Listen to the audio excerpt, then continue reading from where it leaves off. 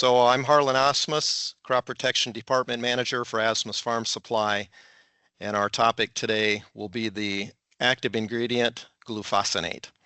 Before we get going on that, I want to introduce our newest agronomist, Tristan Gammons. Tristan, you can wave. There he is. He started February 3rd at our Okabena, Minnesota location and is anxious to start his career in Southwest Minnesota. Recent Southwest Missouri State grad, lived in southern Missouri for his childhood and has moved up here to service all of you in your farming operations. He lives in Jackson, Minnesota, and in his spare time he likes to fish and hunt and be in the outdoors. So Tristan, welcome to the team. Let me say before I begin the presentation that I'm going to be using brand names for products instead of active ingredient names because it's mostly what you know. So for the glufosinate ingredient that we're going to be talking about today, I'll primarily be referring to that as Liberty. Glyphosate, I'll refer to that as Roundup. Dicamba, I'll refer to that as Extendamax. And mesotrione, I'll refer to that as Callisto. I want to say that in no means is this any advertisement for any products today. This presentation is meant to be educational for you and for us to have a conversation on some things that are a challenge as we implement these chemistry products in our weed control programs. So I'll get started with the presentation.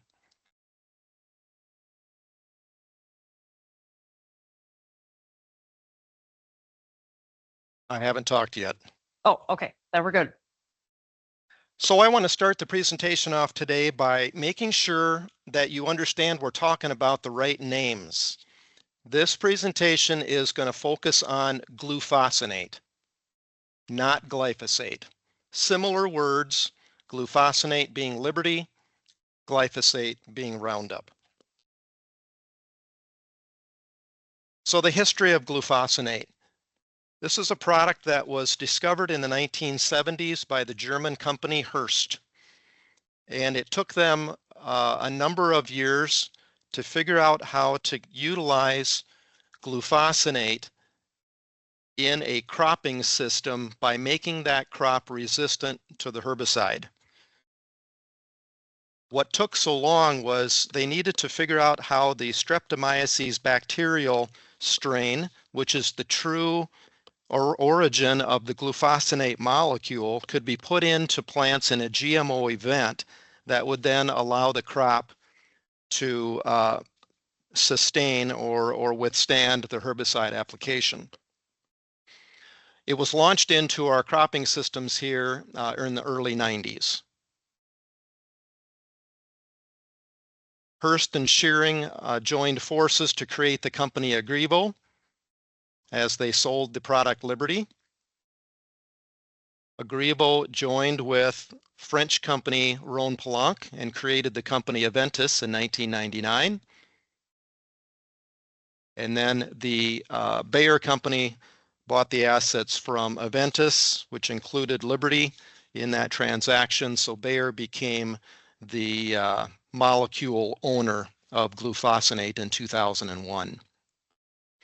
In 2018, BASF bought the glufosinate assets from Bayer and is the current owner of glufosinate Liberty and Liberty Ultra. In 2014, the compound went off patent, and you'll see a number of off-patent manufacturers there that have products in the market today of generic glufosinate sold under multiple trade names.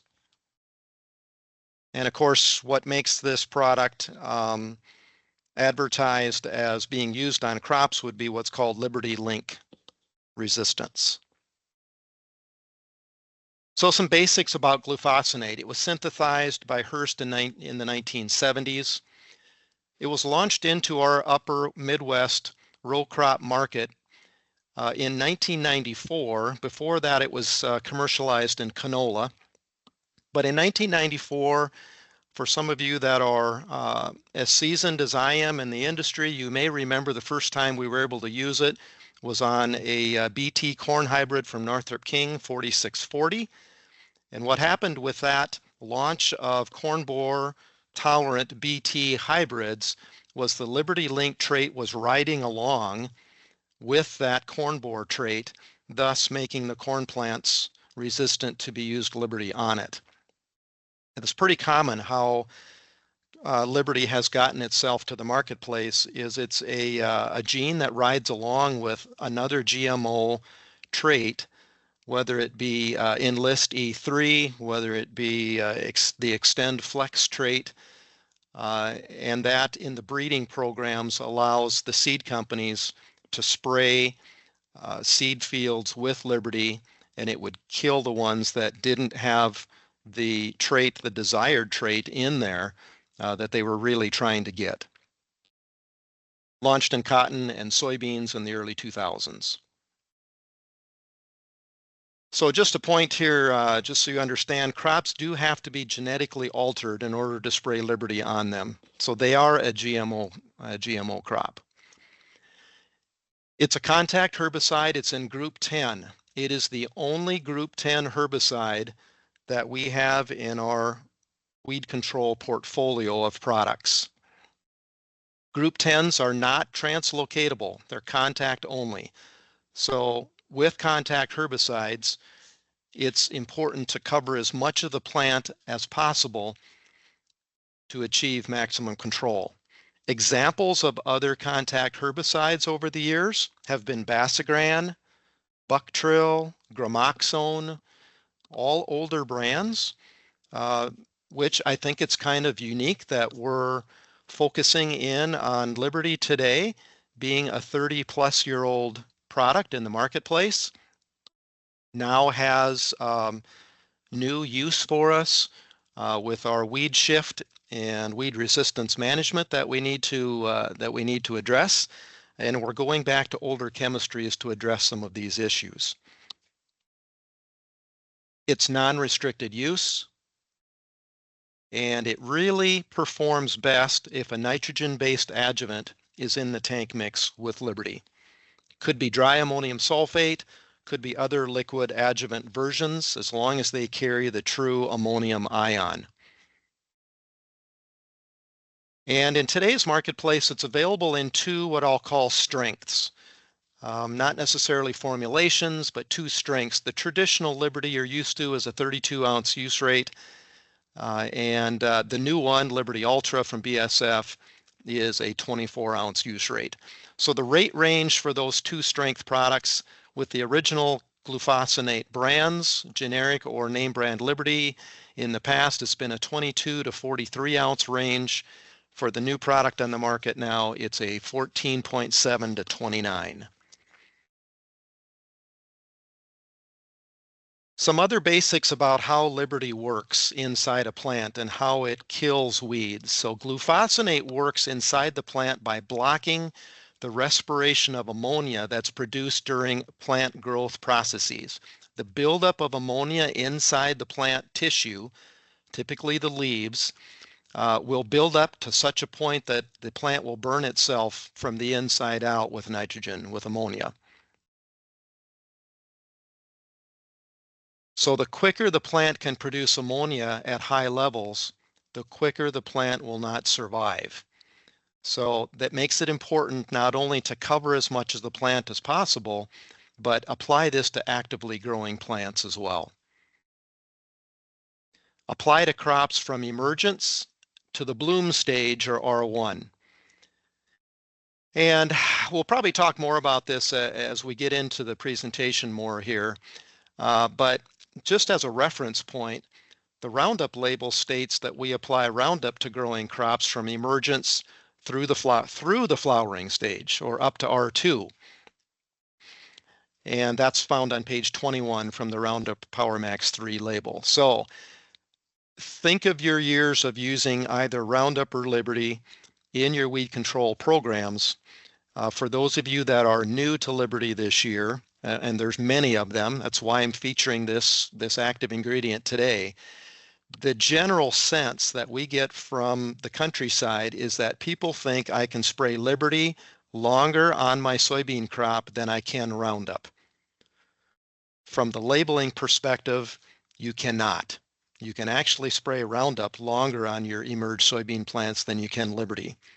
But it's common for us to have people want to come in even as late as Labor Day, at least the middle of August. Hey, I've got some big weeds that have escaped. I want to use Liberty to clean them up. I know I can't use Roundup typically because it's not going to kill my water hemp. There is confidence that this glufosinate or Liberty molecule will kill the problem weeds. So that's good for it, that there's confidence there. But you're well past the stage when we're supposed to be putting this on, not only from a weed height perspective, but from a true labeling perspective on being safe to that soybean crop and not rob yield. So I've got some statements taken directly off the Liberty 280 SL label. The product is rain fast in 4 hours after application to most weed species. Therefore, rainfall within 4 hours may necessitate retreatment or may result in reduced weed control. Refer to specific use sections of this label for minimum intervals required before reapplication of this product and its use rates. Liberty 280 SL requires sunlight for activity. Applications near dawn or dusk may result in reduced weed control. For best results, make applications between sunrise and 2 hours before sunset. For best results, apply to emerged small actively growing weeds less than 3 inches in height. Warm temperatures, high humidity, bright sunlight improve the performance of Liberty 280 SL herbicide. Uniform, thorough spray coverage of weeds is necessary to achieve consistent weed control. Regrowth of weeds may occur due to weed stage of growth at the application or the use rate or environmental conditions at the time of application, and apply to crops from emergence up to bloom or that R1 growth stage that was taken off page 17 of the label. So these statements are taken directly from the label. So all of that being said, we know Liberty glufosinate is a contact herbicide. Contact herbicides need time to penetrate the plant and begin their performance inside or in the growth processes of our weeds we're trying to kill to get them to work properly. That's why our 4-hour rain fast is longer than you see with some others at a half hour or an hour. Compare that to Roundup, for instance, which is a half hour, and Roundup is a translocatable product. So it gets into the plant and gets moving up and down the stream of nutrients flowing in the plant and begins its killing process. Examples of other systemic herbicides are 2,4-D, which would include the Enlist platform of products, and dicamba. So I'll make a comment here that one of the reasons I feel we're seeing a resurgence in the demand for Liberty these days is two or threefold here. First of all, water hemp have become resistant to glyphosate, which was the standard for the last 30 years. So now we're using things like 2,4-D Enlist. We were able to use dicamba for a while on soybeans. Those are slow acting products. It may take a week or two for you to really know if that weed's going to die. Liberty is fast, and people like to see the quicker action on the weed. So combinations of Liberty with Enlist, combinations of Liberty with Roundup are somewhat based on the fact that we as agronomists, but also you as users of these products, we like to see weeds dying quicker.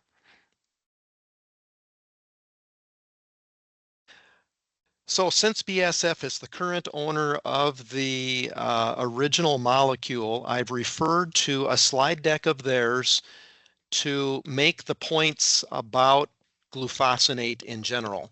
This is not an advertisement for Liberty Ultra from BSF, but I will state that it is new this year, and that company has taken a 30 to 50-year-old molecule. We've used it for 30 years, but it's 50 years old, and they are doing things to it to improve its performance because let's face it, our weeds are not getting easier to kill, and we need products that work better and better over time. So here would be 3 photos trying to portray the importance of coverage on weeds, especially with contact herbicides. Technical grade glufosinate on the left side would be something that none of us can buy. It's just straight glufosinate that is able to be applied onto a plant, and then we see how well it sticks to the leaves with radioactive photography here. You add surfactants to technical grade herbicides, that improves their retention and their penetration ability. Because not only do we need to have our spray applications stick to the leaves, the next important thing is getting it to penetrate into the plant and do its job. So in that middle photo there, generic compositions of this molecule today have surfactants in them, and it does improve, as you can see, their retention on the leaf. It may not be as good of a penetrator as Liberty Ultra, but at least we have good retention there.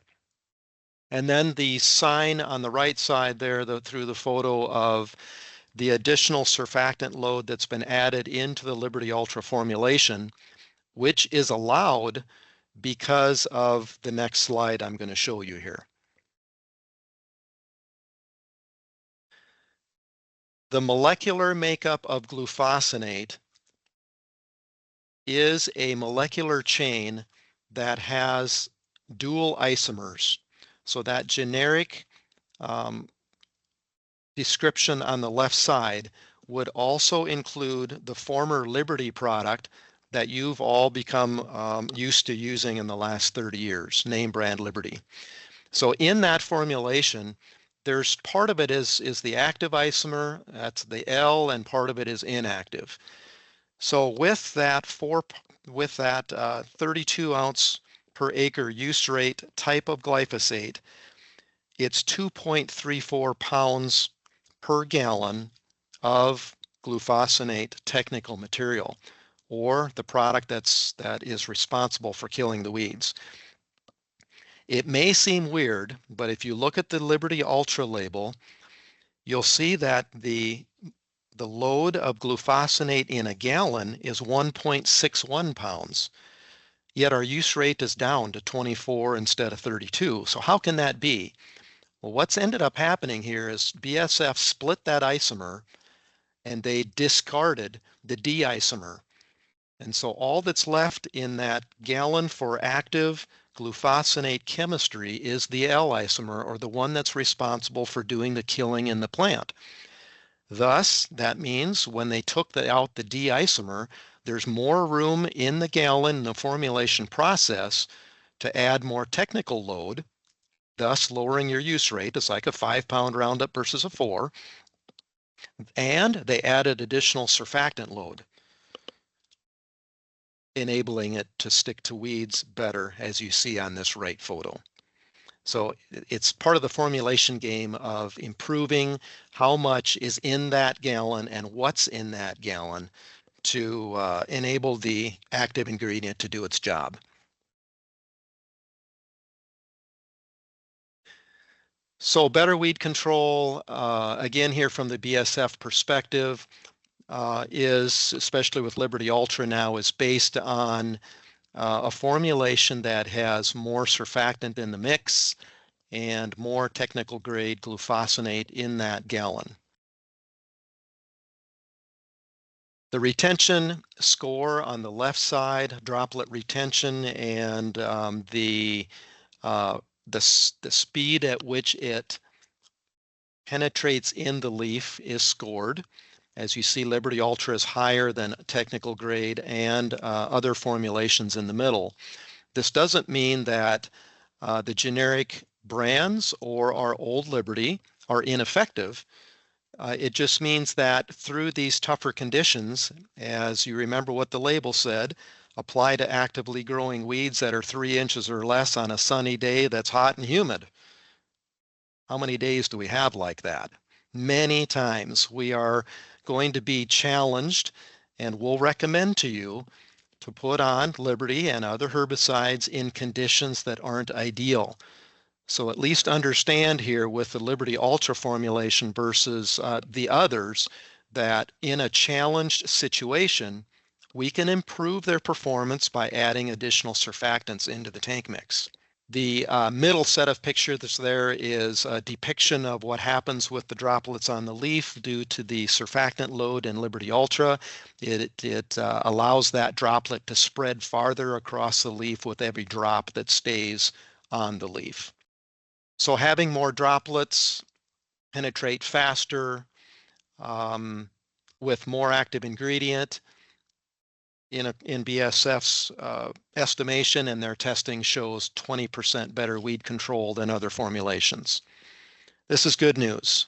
This is news that we need to hear in the world we're living in today that has many challenges for us, especially with water hemp control.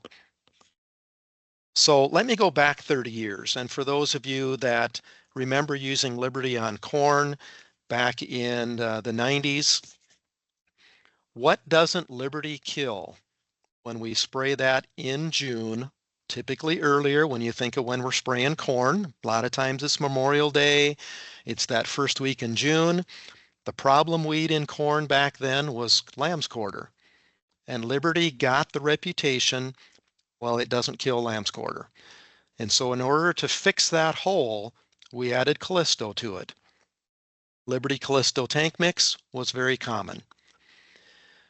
And we've done that over the years with recipes, trying to fix holes that products have, and you make tank mixes. We still do the same thing today. We make tank mixes for the purpose of building a recipe that will plug each other's holes. Pursuit needed Pinnacle to kill lamb's quarter, and many other examples of things that we've done by making tank mixes. So when I think of somebody that is going to tell us here, I like Liberty, I love my Enlist beans, price of Liberty's come down this year. You know what? I think I'm just going to skip my soybean pre and I'm going to do 2 passes of Liberty and call that my weed control program. Whether there's a residual in that first or second pass or not kind of is irrelevant to my point that Liberty applied in June is not like Liberty applied in July. It will not work as well if you don't have sunny, hot, humid days. And we have many less of those days in June than we have in July. So I'll challenge your thinking if that's your management practice for weed control would be Liberty in June. Make sure something else is in the tank, especially Enlist 1 would be a good example of that, or even glyphosate, or other things to help fill the issues that Liberty is going to have in challenged weather conditions. So to summarize what we've discussed this morning, Liberty is a contact herbicide. It does not translocate. That means there's no soil activity as well for weed control. Spray small weeds 3 inches or less, and I probably see many of you are smiling. How often does that happen? Probably not very often. And as agronomists, we know that. We know we're guilty recommending it over 3 inches high. Many times we have no choice, but that is what the label says. In order to achieve maximum control, this needs to happen. If we're not going to do what the label says to achieve maximum control, then what else are you going to do? What else are we going to do as agronomists to improve it working in those challenged conditions. Cover as much of the weed as possible. That's why 20 gallons or more per acre is recommended. I know of people that spray Liberty using 10 gallons. If that is your choice because you don't want to haul water, understand that you've decreased its effectiveness and ask yourself, what else have I done in my tank mix to offset what I've challenged this product to do? In other words, perform like I want it to perform with poorer coverage. Use a nitrogen-based adjuvant. That's a must to ensure Liberty works as good as possible. Spray on sunny, warm, humid days, smaller than 3-inch weeds on or before that R1 soybean stage. Probably a lot of other smiles in the audience. R1, when is that? Longest soybean growing or longest sunlight day of the year is June 21st. That's typically flowering. Flowering is R1. You're supposed to be done spraying your Liberty by then. We're not even at the 1st of July. When do we see Liberty going on? Oh my goodness. Through July, easily, and into August. We are not doing it correctly, but again, I know real world situations.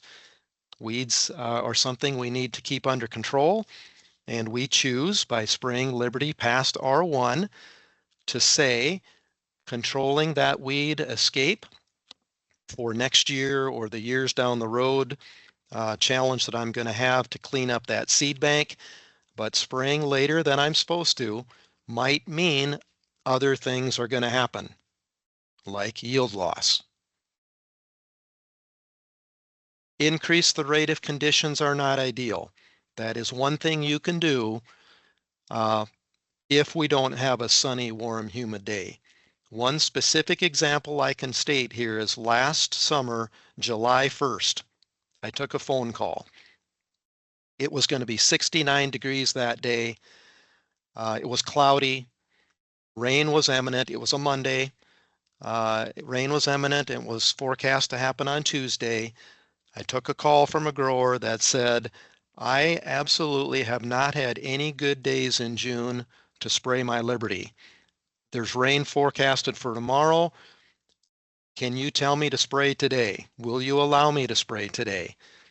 And what we just have to do at times is make the best call possible. And I said, yes, you better get it done. Knowing darn well it wasn't sunny, it wasn't warm enough, humidity wasn't right. He did spray, it worked, but his reasoning was, I let a field go and didn't spray when I was supposed to with giant ragweeds 10 years ago. And that is this soybean field I'm trying to control weeds in today, and I've been paying for my decision over the last 10 years. Those giant ragweeds have been a challenge for me. And so he had that stress on his mind as well, and that was another reason why we chose to pull the trigger and spray that day. So it's your choice to use name brand, Liberty Ultra, or a generic version. Many choices available in the market for you. We sell both of them as well. If a generic version is used, just be aware that an increased rate or additional adjuvants will probably improve its performance. This would be the right time for me to say as well, with BASF's transition to the formulation of Liberty Ultra, that does mean they are going to discontinue making Liberty. Production has already switched over to the Liberty Ultra formulation.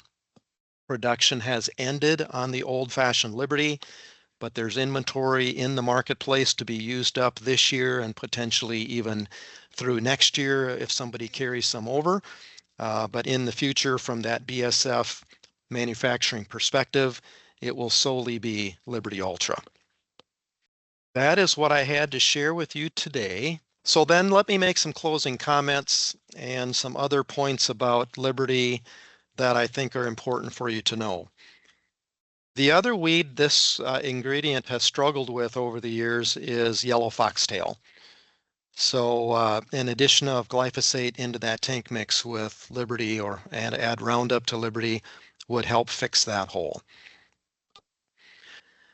Liberty Ultra from BASF is a new product for 2025, so it carries with it a new label. What's significant about that is with new products coming through the EPA these days, there is something called the Endangered Species Act that is being put on these labels. The Endangered Species Act is nothing new. In fact, it's from the 70s when it was written to dictate how pesticides should be used in our environment. It hasn't been adhered to until now. So, and it is going to take effect on any new products that are labeled or any old products that are going through the re-registration process. I bring that up today to point out that the label between Old Liberty and the generic alternatives you have in the marketplace and Liberty Ultra will be different. The Liberty Ultra will have the ESA, Endangered Species Act, rules applied to it. The Endangered Species Act rules will apply to newly registered, newly labeled products and those products that are going through re-registration. BASF has quit manufacturing Old Liberty, so that one will go away, but our generic alternatives won't have ESA rules applied to them until they need to go through re-registration. What the ESA rules mean is that if you're in a PULA, a pesticide use limitation area, that means that some species in your environment, whether it be fish, bird, insect, other living plant that is endangered, will dictate setback laws to the pesticide being applied. So my advice to you is to check the Liberty Ultra label to see what that setback would be. And then keep in mind it only applies to you if you're in a PULA, a pesticide use limitation area, which there aren't many of them in our upper Midwest region here. Just be aware that that is something that's going to be affecting all of our pesticide applications in the future. And it will start with these new products, one of them being Liberty Ultra this year. We have two chats that came in while you were answering that question there. Okay. Shoot. Question one, what tips are best when you're using Liberty? And what is the price per acre of Liberty and compared to Liberty Ultra? Good points. First of all, spray nozzles. I can tell you what spray nozzles you should not use. You do not want to use any spray nozzle that was required for use with dicamba applications in the over-the-top soybean application with XtendiMax, Ingenia, or Tabium.